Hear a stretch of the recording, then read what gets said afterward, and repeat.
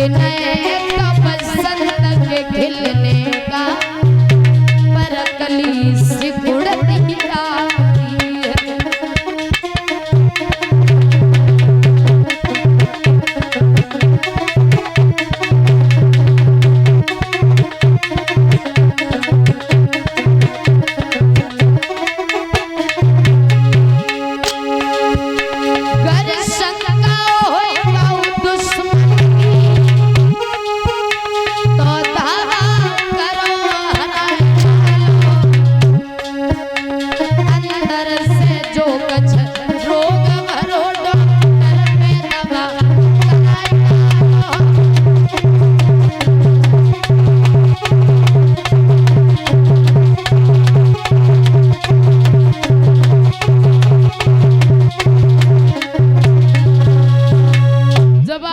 बाबा नारद ने क्या बात है, कोई बीमारी है तो उसका इलाज करा।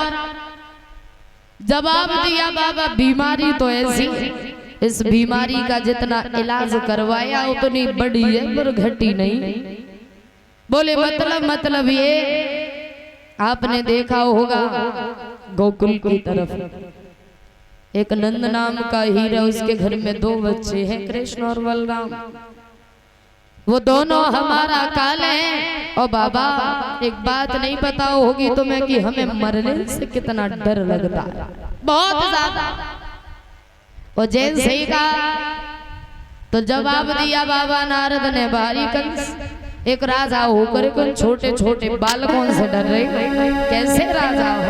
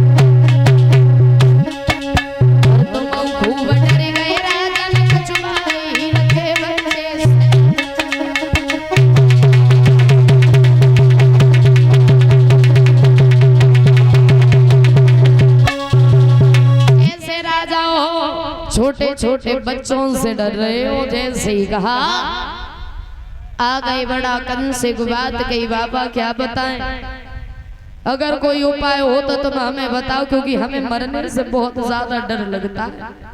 जवाब दिया उपाय है हमारे पास में। क्या उपाय है?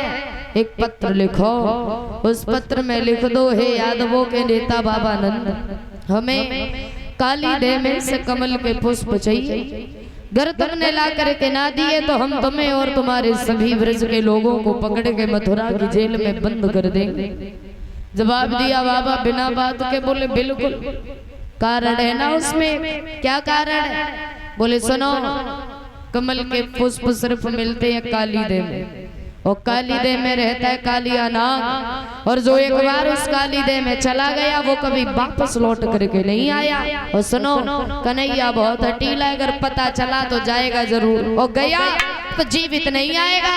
और सुनो, अगर जाएगा तो कालिया नाग से मारा जाएगा, ना गया तो उसके लिए तुम तैयार हो।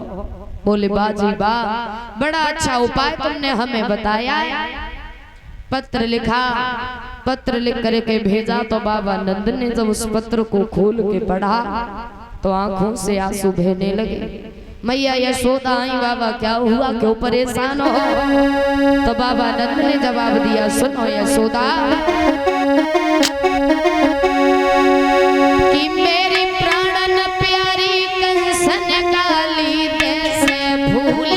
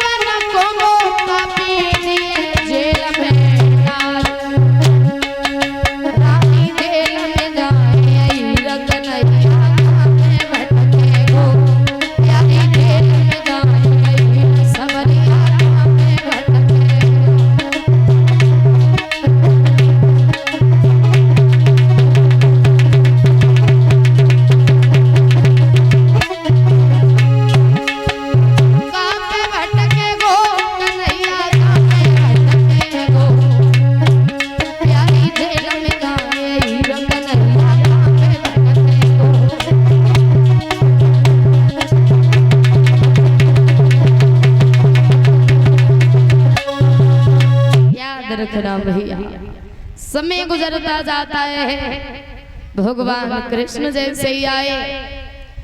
आते आते भगवान ने आवाज लगा दी, मैया अरे बड़ी तेजी से हमें भूख लगी, कुछ खाने को तो हमें दे दो। और जैसे ही माँ की आंखों में आंसू देखे, पूछ लिया क्या बात है माँ, रो क्यों रही? बाबा तुम्हारी आंखों में ये आंसू कैसे हैं? जवाब दिया मैया ने, बेटा कोई बात नहीं है। कन्हैया बोले माँ बात तो बताओ, कौन है वो दुष्ट जिसकी बातों से मेरी भोली सी माँ की आंखों में आंसू आए? माँ एक बार आप हमें उसका नाम बताओ।